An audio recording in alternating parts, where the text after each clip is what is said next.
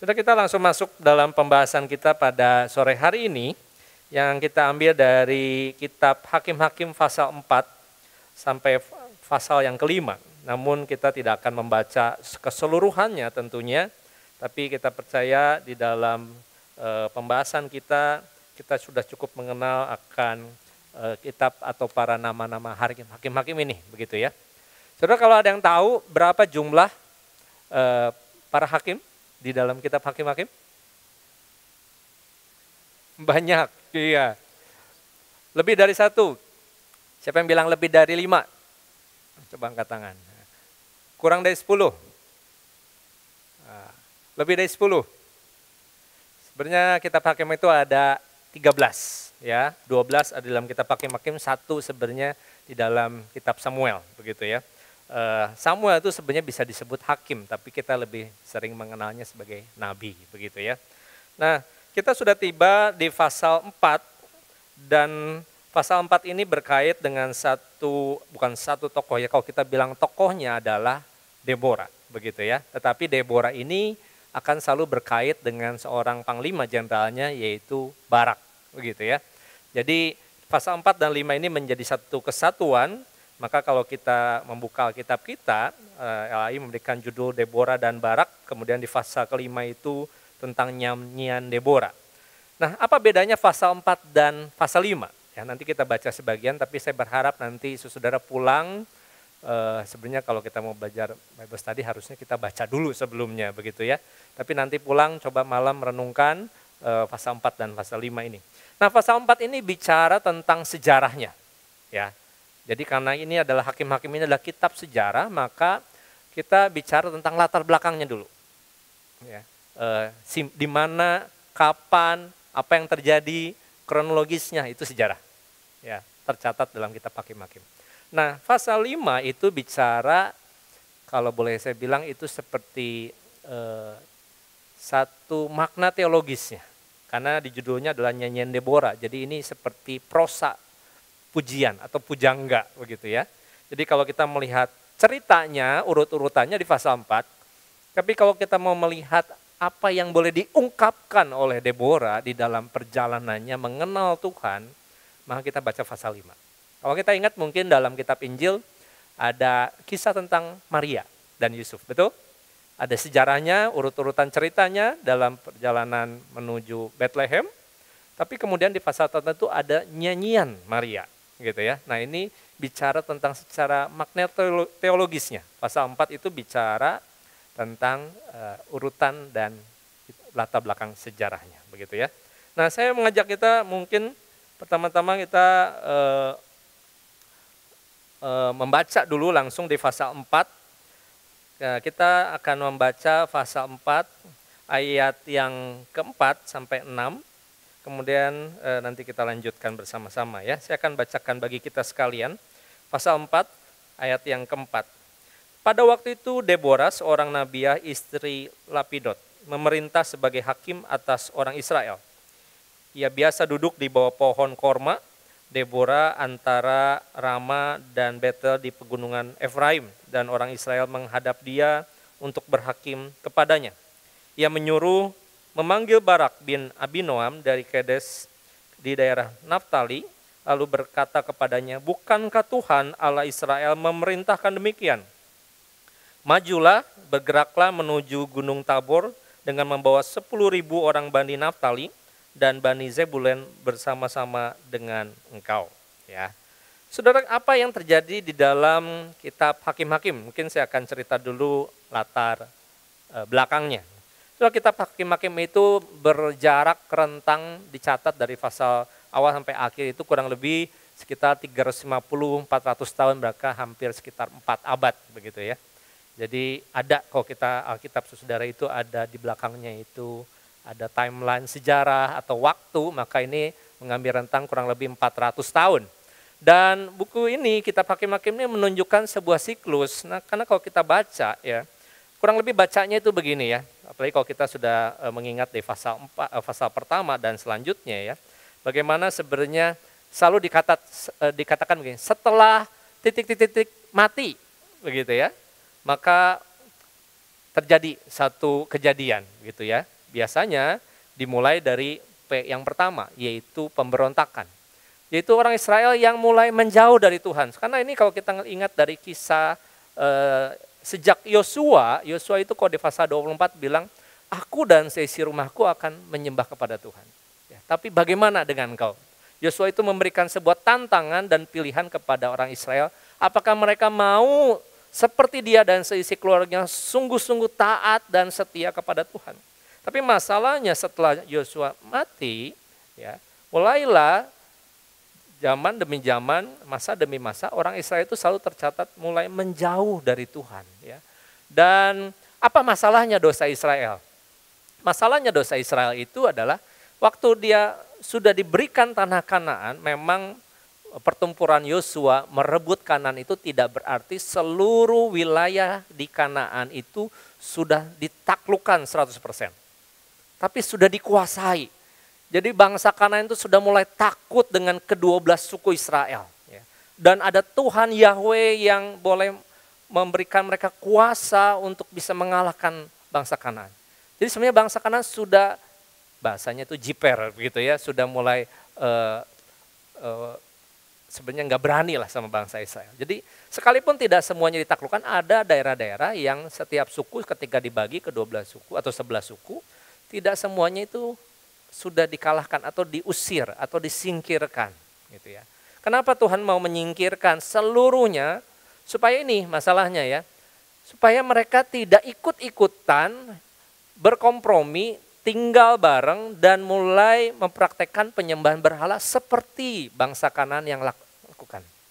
Jadi kalau tinggal bareng, lama-lama mulai toleransi, lama-lama mulai ikut-ikutan, lama-lama mulai aduh susah ya menyembah Tuhan, kayaknya ngelihat ada dewa ini, dewa itu dan lain sebagainya. Mereka mulai ikut-ikutan dan mereka mulai berserah dan mulai istilahnya itu membalikkan hati mereka dari Tuhan.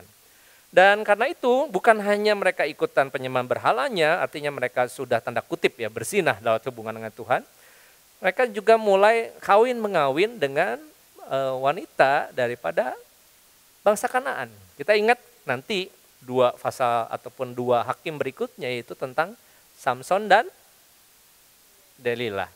Samson itu menyukai gadis Filistin yang bernama Delilah. Itulah awal dari kejatuhannya. Nah ya. Jadi sebenarnya itu yang terjadi dari dosa Israel yang membuat mereka akhirnya terus tidak taat dengan perintah Tuhan, memberontak kepada Tuhan, menjauh dari Tuhan.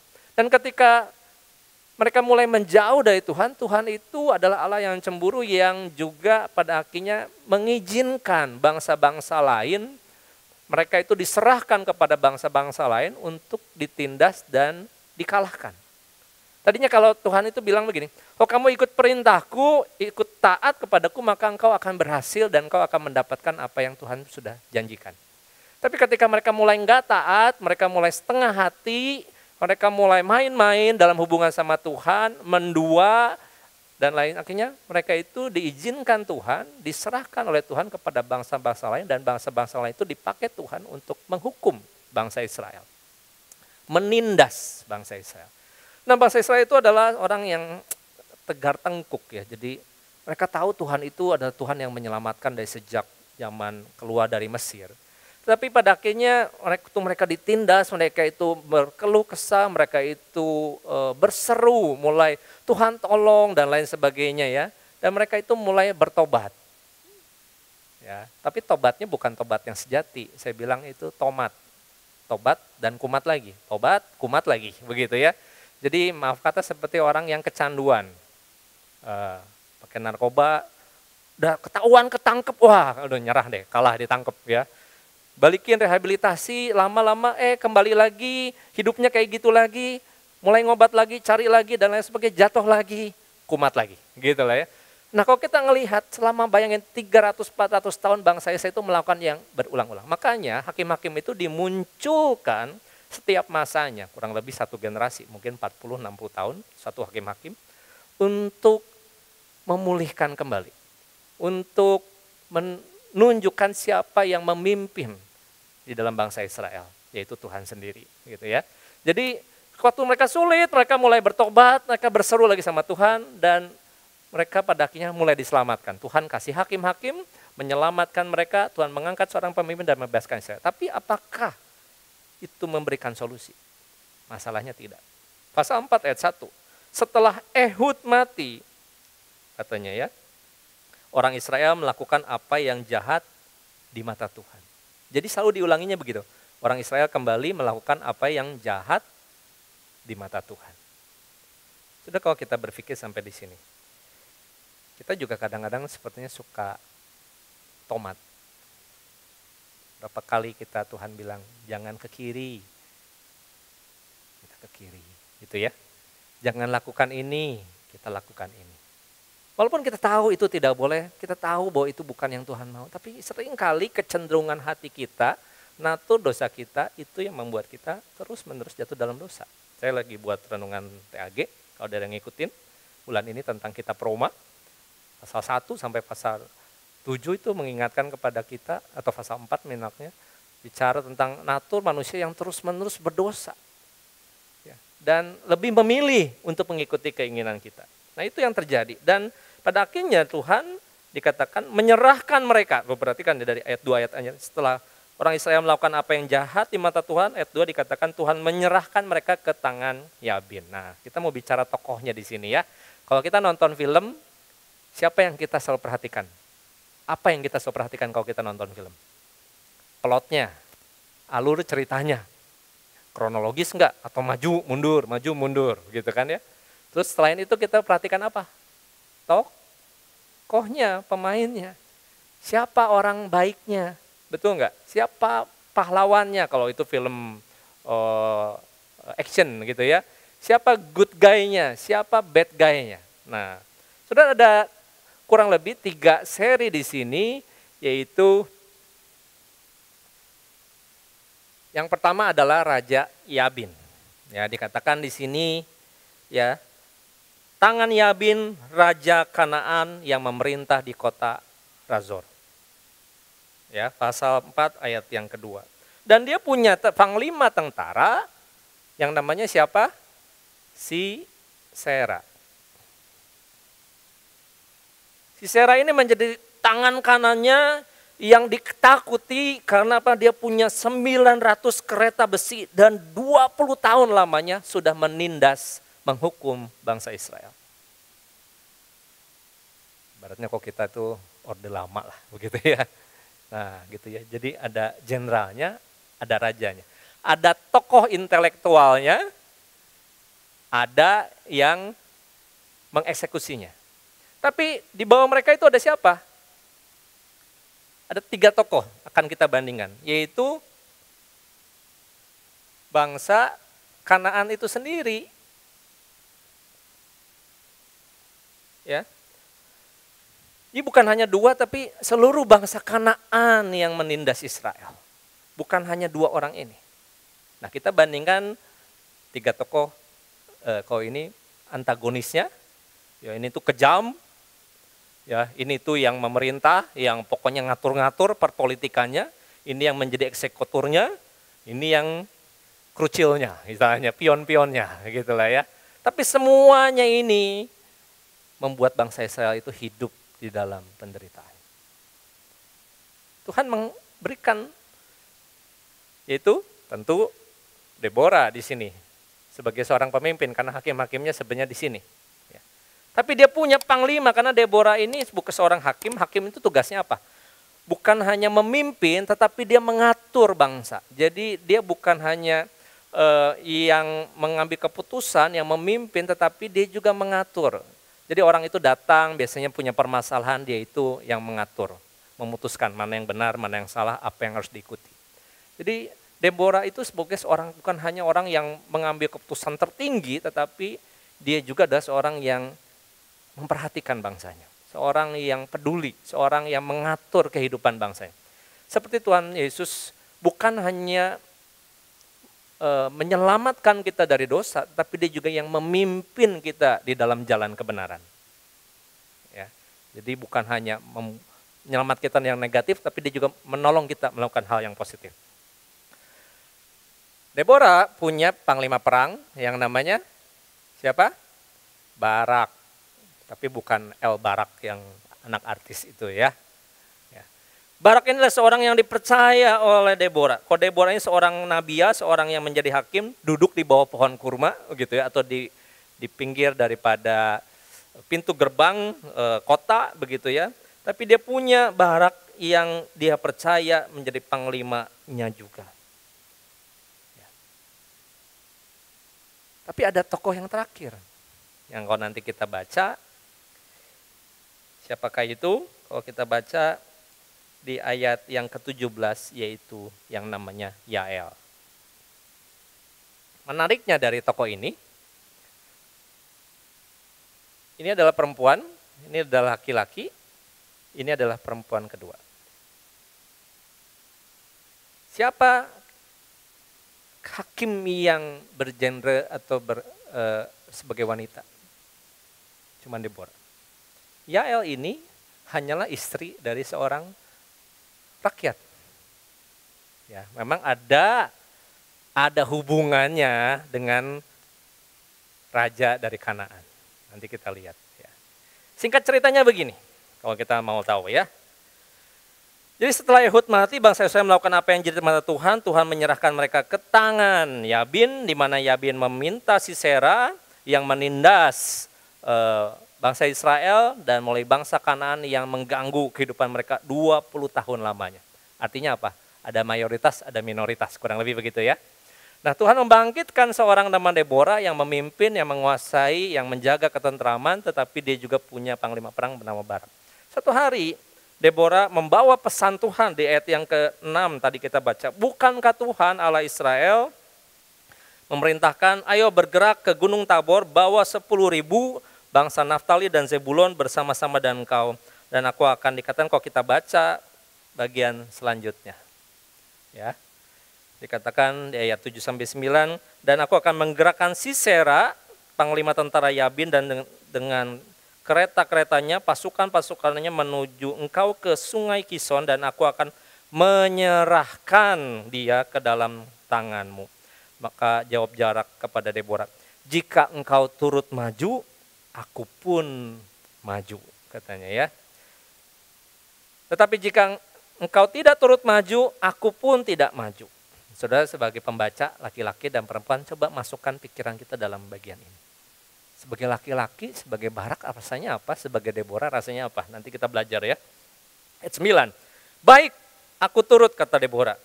Hanya engkau tidak akan mendapat kehormatan dalam perjalanan yang kau lakukan ini, sebab Tuhan akan menyerahkan Sisera ke dalam tangan seorang perempuan. Nah, itu yang nanti kita kenal namanya Yael. Seorang biasa, seorang rakyat. Sudah menariknya kalau kita baca plot cerita ini ya. Maka kita ingat tadi di dalam pembahasan kita tentang siklus, istilahnya apa ya, keberdosaan Israel, kedegilan hati Israel. Selalu yang pertama apa tadi? Ada ingat? Pemberontakan.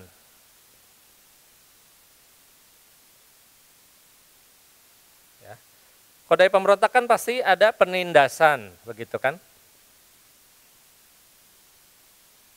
Tapi Tuhan intervensi penindasan itu karena mereka punya pertobatan, ya kan? Bangsa Israelnya bertobat.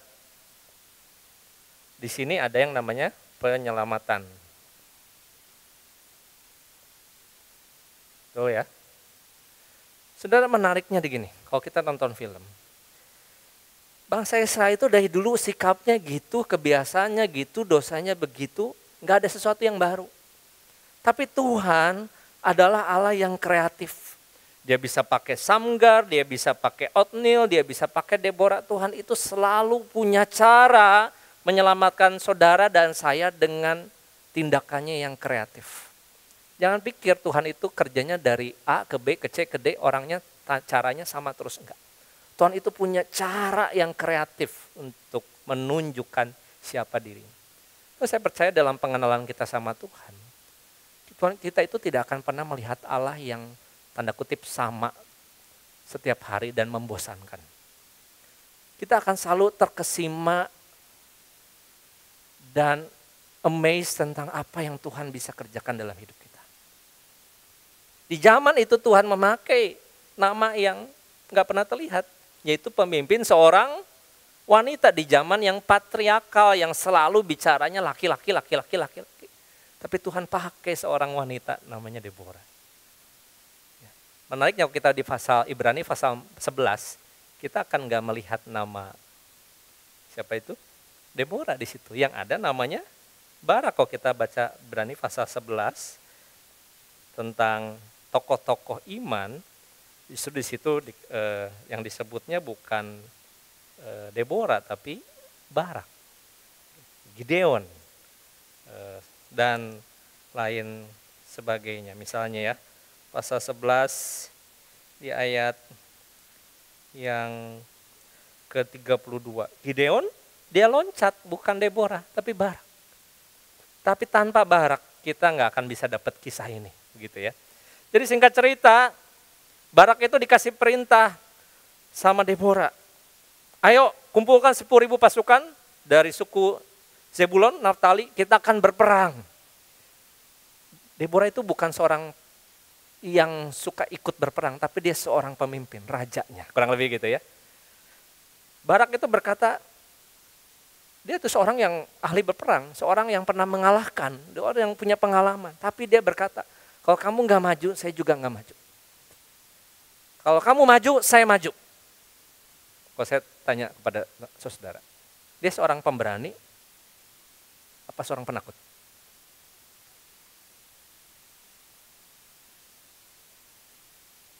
Pemimpinnya wanita nih, panglima perangnya laki-laki. Dia bilang, kalau kamu nggak maju, saya nggak maju ah. Kalau kamu maju, nah saya baru berani maju. Kalau kita melihat di sini bisa punya tafsiran yang bisa keliru. Kita melihat Barak itu takut ya sama Deborah. Ya, kalau wanita dikasih mimpin tuh nanti, wah dia bisa apa ini itu. Seringkali kita punya cara pandang demikian. Tapi Tuhan memilih, memanggil setiap orang, baik itu laki-laki dan perempuan, menjadi pemimpin pada zamannya untuk bagaimana Tuhan itu bisa berkarya dalam hidup mereka. Dan pada akhirnya Deborah bilang, baik, aku turut. Jadi saudara, yang diresponi di sini oleh Barak itu justru berkatanya begini. Seperti kalau zaman Musa pernah di dalam Keluaran pasal 33 kalau nggak salah itu berkata begini, Tuhan kalau bukan engkau yang memimpin, saya nggak akan maju. Tapi kalau engkau yang memimpin, saya akan maju. Di satu sisi dia meletakkan kepercayaannya kepada Tuhan. Barak itu percaya kepada Deborah sebagai seorang hakim, seorang leader yang sejati di hadapan Tuhan. Tapi di satu sisi dia tahu, dia sendiri juga bukan seorang yang sanggup melakukan itu sendiri. Dalam arti peperangan ini bukan tentang dia dan milik dia, tetapi peperangan ini adalah peperangannya Tuhan dan milik Tuhan. Saudara, bahkan bagi Deborah sendiri, sebenarnya siapakah pahlawan dari semuanya? Bukan Deborah, bukan Barak, bukan Yael nanti yang membunuh Raja Yabin atau Sisera itu, tapi adalah Tuhan sendiri. Sudah seringkali kita melihat kita itu suka ngomongnya gini, untungnya gitu kan ya, kayak lagu ya, kayak lagunya Bernadia gitu ya, untungnya ya, untungnya saya tuh gini, untungnya gitu ya. Seringkali kita melihat dalam kehidupan kita waktu kita lagi susah, lagi sulit, ada yang nolong dan atau gimana kita luput, kita selalu bicara untungnya, kebetulan gitu ya. Terus tidak ada yang kebetulan di dalam hidupmu. Tuhan itu adalah Tuhan yang menjaga keluar masuk. Tuhan itu adalah Tuhan yang bekerja sekalipun di belakang layar, dia adalah Allah yang gak pernah tinggalin kita. Tuhan itu adalah Tuhan yang berperang bagi kita. Bahkan seringkali pada waktu kita mulai gak taat dan gak mau ikut Tuhan. Tapi Tuhan pakai Barak untuk taat sama Deborah. Deborah berani sebagai seorang pemimpin menunjukkan kepemimpinannya di hadapan banyak tua-tua Israel. Dan pada akhirnya peperangan itu dikalahkan. Pahlawan Israel itu dengan sekitar 90.000 itu dikatakan ya, 10.000 orang Bani Naftali dan Zebulon itu melawan 900 tentara kuda. Saudara, ibaratnya di sini betul ada 10.000 sih. Tapi di sini ada 900 tentara berkuda dengan pasukan besi. Ibaratnya apa? Yang satu mau bawa bambu runcing gitu, yang satu pakai senjata nuklir gitu ya. Jadi secara faktanya mereka sebenarnya nggak mungkin mengalahkan Sisera. Tetapi Tuhan bertindak dengan mengacaukan, dikatakan di sini ya, kalau kita melihat di ayat 14. Bersiaplah, inilah harinya Tuhan menyerahkan Sisera ke tanganmu, bukankah Tuhan telah maju di depan engkau. Lalu turunlah Barak dari Gunung Tabor, 10.000 mengikuti dia, dan ayat 15 perhatikan. Tuhan mengacaukan Sisera dan segala keretanya dan seluruh tentaranya oleh mata pedang di depan Barak. Sehingga Sisera katakanlah lari, kabur, menyelamatkan dirinya. Sampai dia tiba, udah lelah, letih, nggak punya perbekalan, semua pengikutnya juga mati, tidak ditinggalkan, semuanya mati, tinggal Sisera sendiri, ketemulah dia Yael. Siapa Yael? Kalau kita melihat di sini, ayat 17, Yael itu adalah istri Heber, orang Keni, yang sebenarnya suku Keni ini punya hubungan baik dari suku keluarga dari Raja Yabin. Jadi itu semuanya masih semarga atau apalah begitu ya, masih ada hubungan jauh. Dia berpikir Yael Sisera datang kepada Yael, ini keluarga jauh saya mau tolong saya. Yael, terima masuk, silahkan. Boleh istirahat di sini, kita baca di ayat berikutnya ya. Silahkan Tuan, ayat 18, silahkan masuk, jangan takut, dikasih makan, dikasih selimut. Saudara, yang menarik di sini di ayat yang ke-21. Tetapi Yael istri Heber mengambil patok kemah, diambilnya palu, mendekatinya diam-diam, lalu dilantaknya lah patok itu masuk ke dalam pelipisnya sampai tembus ke tanah, dan dia dikatakan matilah Sisera itu. Saudara, yang mengalahkan, yang membuat mati panglima perang ini bukan Deborah, bukan Barak, tapi Tuhan pakai seorang Yael. Seorang wanita sederhana. Dan dikatakan setelah itu Barak menemukannya, dan dikatakan kurang lebih sekian lama pada akhirnya penindasan terhadap Israel itu hilang. Sudah, ini cerita sejarah ya. Pasal 5 ayat ke-31 dikatakan demikian. Coba kita buka ya. Dok, ini adalah nyanyian dari Deborah tentang memuji tentang Tuhan, tentang kebesaran Tuhan, tentang kemahakuasaan Tuhan. Ayat 31 dia berkata begini. Demikianlah akan binasa segala musuhmu ya Tuhan. Tetapi orang yang mengasihinya bagaikan matahari terbit dalam kemegahannya. Lalu ditutup. Lalu amanlah negeri itu berapa? 40 tahun lamanya. Terus saya percaya kita itu dipanggil sebagai seorang yang mengikut Tuhan, setia sama Tuhan, dan apa yang kita lakukan dalam panggilan kita mengikut Tuhan. Kalau kita setia, itu tuh berlaku untuk anak cucu kita. Jangan pikir apa yang kita lakukan hanya untuk diri kita. Tapi yang kita lakukan untuk keluarga kita, ikut Tuhan, setia sama Tuhan, itu tuh berlaku dari generasi ke generasi. Apa yang dilakukan oleh Deborah, Barak, dan Yael, Tuhan memakainya. Amanlah negeri itu 40 tahun lamanya. Sampai nanti kita lihat lagi di ayat 6 ayat 1. Lalu dikatakan, atau tetapi orang Israel melakukan lagi apa yang jahat di mata Tuhan, dan Tuhan hukum lagi, Tuhan bangkitkan lagi. Berikut nanti kita akan belajar, yaitu Gideon. Jadi satu hakim-hakim itu untuk satu masa. Maka saya percaya seperti dicatat dalam Kisah Rasul.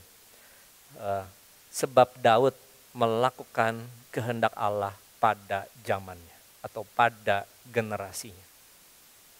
Daud menjadi seorang raja yang besar dipakai Tuhan, tapi hanya pada zamannya. Maka benar ada seorang yang pepatah mengatakan ada masanya, semua orang ada masanya. Terus lanjut apa Pak? Semua masa ada orangnya. Kita bersyukur untuk orang-orang yang dipakai Tuhan. Tapi sebesar apapun orang tersebut, sebenarnya bukan mereka. Kalau kita baca pasal 5, yang sering disebut oleh Deborah itu adalah tentang Tuhan. Di pasal 4 cuma disebut 3-4 kali. Tapi di pasal 5, 31 ayat selalu bicara tentang siapa Tuhan bagi Israel. Saudara, maka saya percaya dalam hidup kita waktu kita bisa sampai hari ini, kita gak pernah bisa bilang itu karena saya, atau karena ketaatan saya. Tapi karena ada Tuhan yang bekerja dalam hidup kita. Maka saya percaya lebih besar daripada itu, bukankah itu yang membuat kita harusnya dengan sungguh-sungguh taat sama Tuhan. Saudara, kalau kita tahu hukum tentang raja, ini kan Yabin raja. Bangsa Israel itu masalahnya dari dulu tuh begini nih. Jangan sekali-kali kamu kembali menurut jalanmu ini gitu kan ya. Ke Mesir maksudnya. Ini tuh kalau Israel tuh pengen raja, nanti zaman Saul itu diwujudkan ya. Kalau raja tuh begini, jangan dia punya banyak istri, jangan dia memelihara banyak kuda. Jangan dia bergantung kepada apapun selain Tuhan, maksudnya begitu. Ini masalahnya Israel. Dan semua raja-raja di luar Israel. Makanya nanti lama-lama kita ngelihat Salomo pun jatuh karena ini. Begitu ya. Daud pun jatuh karena itu. Dan lain sebagainya. Mereka nggak bisa tahan nafsunya, nggak bisa tahan nafsu kekuasaannya, kedagingannya. Dan memang itulah yang tercatat dalam sejarah perjanjian lama, ketidaktaatan Israel yang terus-menerus berulang. Tapi apa yang kita bisa belajar dari kisah ini, saudara?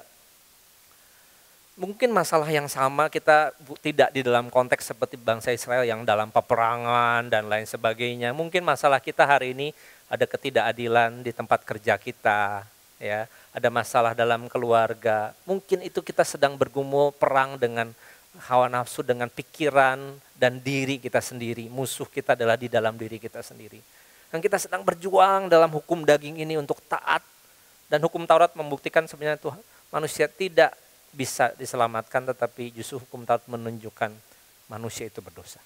Justru butuh keselamatan, butuh caranya Tuhan bekerja dalam hidup bangsa Israel. Apa yang kita bisa dapat pelajari pada sore ini? Saudara, mari kita belajar pertama bijaksana dan memiliki sebuah kemampuan, hikmat untuk menilai sesuatu. Saudara, hikmat itu munculnya dari mana? Pengalaman? Pengetahuan? Tapi dari takut akan Tuhan. Takut akan Tuhan itu bukan takut dihukum karena saya nanti berdosa dihukum baru saya taat. Nggak ada polisi, saya nggak akan lewatin pelanggaran dan lain sebagainya. Bukan. Takut akan Tuhan adalah takut karena kita hormat dan mengasihi Dia dan kita percaya apa yang kita ikuti dari Tuhan itu yang terbaik buat hidup saudara dan saya. Ya. Di sini kita melihat kebijaksanaan Deborah itu dalam menilai sesuatu ketika ia jadi hakim, memberikan nasihat. Kita dapat mencontoh bagaimana hikmatnya menjadi seorang yang fokus, lurus, dan sungguh taat sama Tuhan. So ketika Tuhan minta kita maju, katakanlah dalam peperangan apapun dalam hidup kita. Kita mau maju? Maafkan kita dalam perjalanan keluarga yang saya nggak bisa nilai. Seringkali kita ada banyak ribut, perpecahan, bahkan mungkin penyesalan.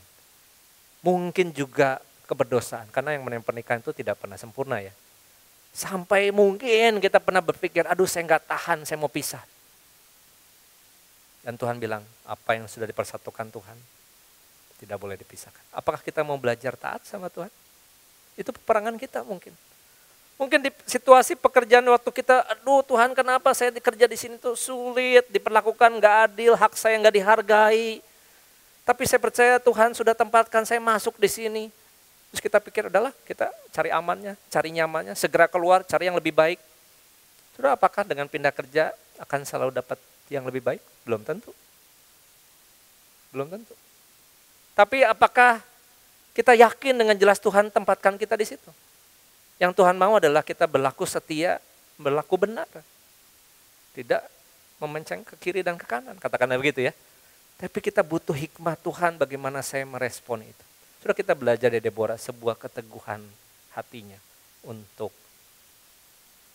punya sebuah kebijaksananya, takut akan Tuhan. Yang kedua, kita belajar tentang keberaniannya dalam segala tantangan dan mengambil resiko. Saudara, kita paling, kecuali sudah adalah orang-orang yang pengalaman dalam bisnis ya.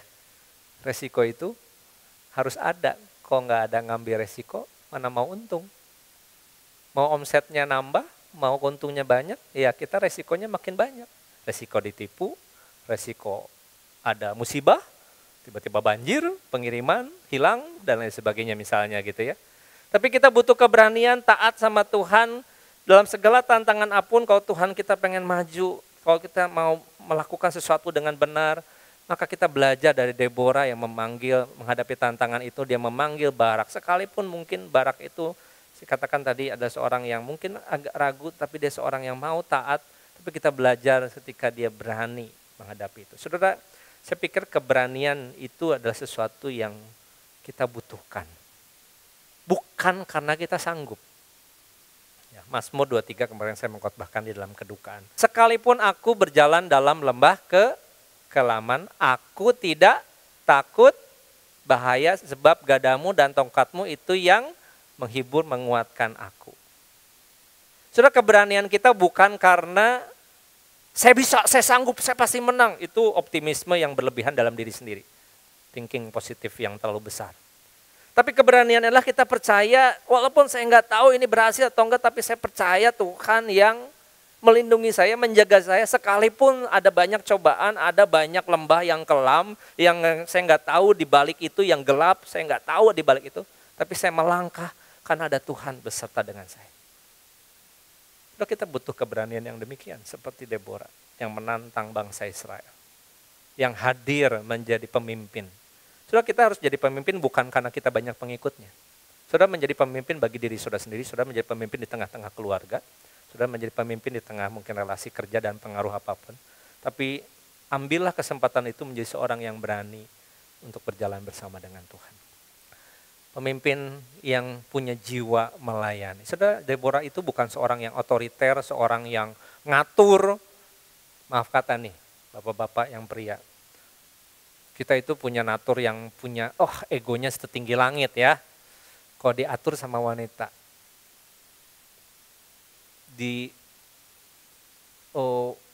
Pokoknya bukan diatur ya, pokoknya sangat dikuasai begitu ya.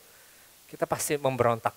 Karena pemimpin laki itu katanya harusnya pemimpin, wanita itu penolong. Nah, kita akan ribut nanti soal di sini ya, soal kepemimpinan wanita itu boleh sejauh mana dan lain sebagainya. Kita nggak bicara ini. Tapi Deborah adalah seorang yang punya jiwa yang melayani. Sebagai seorang pemimpin. Saudara, pemimpin itu bukan saya punya hak, punya kuasa. Tapi menjadi pemimpin adalah ketika dia mau melayani. Saudara, bukankah itu yang diteladankan Tuhan Yesus? Kepemimpinan yang sejati adalah kepemimpinan yang melayani. Merendahkan diri seperti Tuhan Yesus yang membasuh kaki murid-muridnya. Seorang yang mau melayani. Maka dia akan menjadi pemimpin yang Tuhan pakai. Jangan pemimpin itu bukan karena saya haknya dan apapun kuasa yang kita pengen, tapi menjadi pemimpin adalah menjadi pemimpin yang punya jiwa melayani. Sudah percaya nggak saudara adalah pemimpin? Tinggal pengaruhnya mau sekotak atau seruangan atau segedung atau sebangsa dan negara, itu tergantung bagaimana kita melangkah sama Tuhan. Kita nggak pernah tahu kapan kita akan berada di tempat-tempat yang tinggi yang Tuhan tempatkan sebelum kita mau berjalan sama Tuhan dan punya hati yang melayani. Bagi Barak, nah tadi kan Deborah semua tiga-tiganya ya, Baraknya harus ada karena laki dan perempuan sama di mata Tuhan. Barak adalah seorang yang setia, taat, dan punya kerendahan hati. Dia tidak pernah merasa tersaingi oleh Deborah, dia adalah seorang yang mau bersedia bergantung sama Tuhan, dia adalah seorang yang juga setia menjadi rekan bagi Deborah. Saya percaya di sekitar kita, mungkin itu pasangan kita, mungkin itu anak kita, mungkin siapapun rekan sepelayanan, sahabat rohani di gereja, di komunitas manapun. Sudah, Tuhan itu nggak pernah kita sendiri. Pernah nggak kita suka ngomong sama Tuhan, aduh tolong kenapa saya sendiri, nggak ada yang peduli dan lain sebagainya, betul nggak? Elia pernah ngeluh itu sama Tuhan. Tuhan kenapa saya sendiri sampai depresi? Tuhan bilang enggak kok, saya masih ada 9.000 orang yang seperti kamu aja nggak pernah lihat. Tuhan itu nggak pernah biarkan kita sendiri mengalami depresi. Tuhan selalu pakai orang lain membentuk, menolong kita. Sudah tahu nggak cara Tuhan bekerja buat hidup kita itu bukan selalu dengan mujizat. Kita itu selalu pengennya mujizat cepet, instan, langsung. Ya kayak Shopee kita pengen instan ya. Lewat sehari, 2 hari dikirim, dikemas nggak dikirim gitu kan. Dikirim barangnya nggak nyampe, di mana nggak tahu ya. Kita nggak sabar begitu kan. Tapi Tuhan itu bekerja melalui orang-orang di sekitar kita. Tidak selalu dengan mujizat. Berapa orang sih yang mengalami mujizat? Bukan saya nggak percaya mujizat. Berapa orang sih yang mengalami mujizat dalam hidupnya? Mungkin nggak banyak, mungkin sekali seumur hidup begitu ya. Tapi Tuhan itu selalu pakai orang-orang di sebelah kiri kanan. orang-orang yang ada di dalam komunitas gereja, kumpulan orang-orang percaya. Dalam Mazmur pasal 1 itu kalau kamu duduk sama sekumpulan sama orang fasik, berdiri jalan sama mereka, kamu pasti akan sia-sia. Tapi kalau kamu hidup bersama dengan kumpulan orang benar, kamu itu seperti pohon yang ditanam di tepi aliran air yang selalu berbuah pada musimnya. Terus di mana kita berada hari ini? Sudahkah kita bukan sekedar, ya kan saya di gereja, saya melayani, bukan. Di komunitas mana saya saling melayani, saling belajar taat, saling membangun. Disitulah Tuhan pakai mereka untuk memberkati hidup saudara. Kita nggak pernah tahu kapan mereka akan hadir buat hidup dan saya. Mungkin nggak banyak, mungkin 1, 2, 3. Tapi saya percaya Tuhan pakai mereka. Nah kita belajar menghargai itu. Sudah, ini yang akan jadi penutup kita. Apakah kita mau keluar dari zona nyaman kita? Saya pikir banyak orang Kristen ini sukanya adem ayem gitu ya. Nggak usah capek-capek lah melayani, nggak usah susah-susah ikut Tuhan. Tapi saya perlu ikut Tuhan supaya saya diberkati.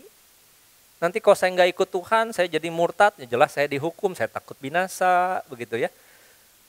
Tapi apakah kita berani keluar dari zona nyaman yang membuat kita itu nggak jelas, nggak dingin, nggak panas, kata Tuhan kepada jemaat di Wahyu, di kota itu ya, di dalam kitab Wahyu itu.